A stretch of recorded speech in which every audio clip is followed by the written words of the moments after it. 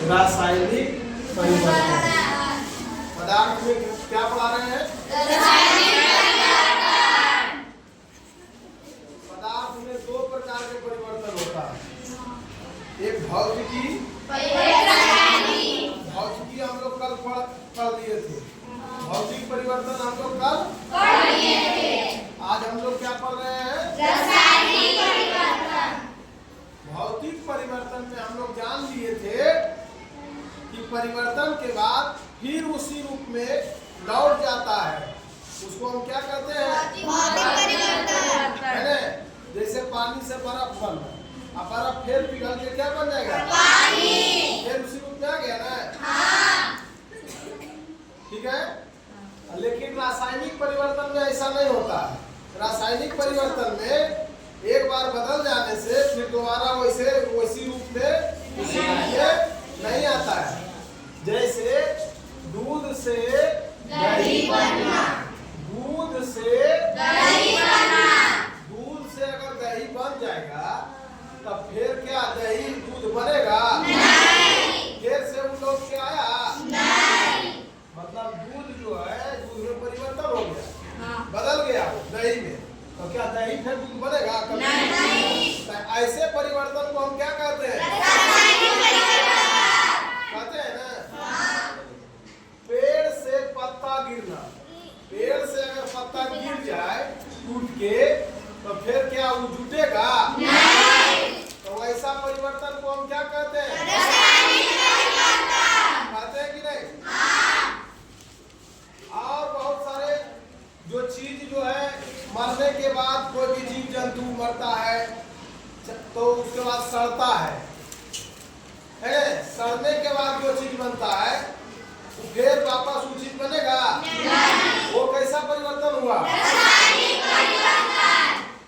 लकड़ी को हम चीर दिए, लकड़ी को हम क्या किए? वो कैसा परिवर्तन हुआ? रासायनिक परिवर्तन में जब चीजें बदल जाती है तो पुनः फिर उस रूप में नहीं आता। और देखिए हम जब हाइड्रोजन का सूत्र लिखे H2O, H2 और O, मतलब हाइड्रोजन में क्या मिला रहे हैं? ऑक्सीजन। हाइड्रोजन में जब ऑक्सीजन मिलाते हैं तो क्या बन जाता है? जल। है ना? देखिए ये दोनों अलग अलग पदार्थ था, इसको मिलने से अलग बना। ईवी गैस है, लेकिन मिलाए तो क्या बन गया? जल। इसको कोई खाता है क्या? हाइड्रोजन को, लेकिन इसको लेते हैं श्वास के रूप में, है ना? लेकिन जब मिलता है तो क्या बन जाता है? जल। अब जल फिर से ऐसा नहीं बनेगा, ठीक है? बनेगा लेकिन बहुत मुश्किल से, ठीक है? इसलिए इसको हम क्या कहेंगे? रासायनिक परिवर्तन हुआ। दोनों मिलने से जो क्रिया होता है उसको हम कहते हैं रासायनिक अभिक्रिया। क्या कहते हैं उसको? रासायनिक अभिक्रिया। ये देखिए कार्बन है, कार्बन लकड़ी में होता है, कोयला में होता है, और गोईठा जो उपला है ना, उपला में होता है कार्बन। जब हम उसमें आग लगाते हैं तो हवा में जो ऑक्सीजन होता है वो उसके साथ मिल के अभिक्रिया करने लगता है और आग लगने लगता है, तो उससे कौन गैस निकलता है? तो कार्बन डाइऑक्साइड गैस केकरा मिलने से बन रहे हैं? और ऑक्सीजन। कार्बन कै गो? ऑक्सीजन कै गो? कार्बन के परमाणु एगो और ऑक्सीजन के परमाणु जब मिलता है तो क्या बन जाता है? कार्बन डाइऑक्साइड हवा में कितना प्रतिशत है बताइए?